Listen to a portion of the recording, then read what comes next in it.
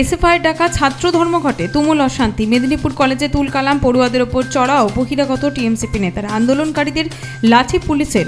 যাদবপুর কাণ্ডের প্রতিবাদে বিদ্যাসাগর বিশ্ববিদ্যালয়ে দফায় দফায় উত্তেজনা। বাংলা বিভাগে এসএফআই সমর্থকদের ধাক্কাধাক্কি, শাসানি, টিএমসিপির ডিএসওর বাধা পুলিশের। সোমবার রাজ্য জুড়ে এসএফআইয়ের ধর্মঘট। যাদবপুরের প্রতিবাদে পাঁশকুড়া বনমালী কলেজেও ধুমধুমার। হাতাহাতি, বহিরাগত টিএমসিপি নেতাদের ধাক্কা মেরে ফেলে দেওয়া হলো আন্দোলনকারী মহিলা ডিএসও সমর্থককে।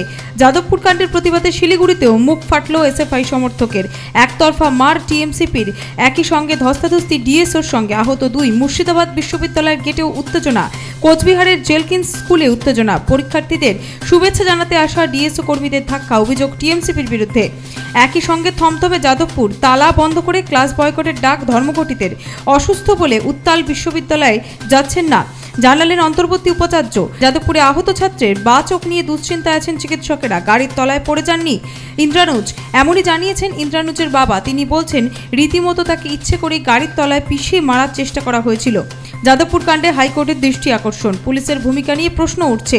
শুনানির সম্ভাবনা রয়েছে আগামীকাল। Bureau report, Nobel Bangla.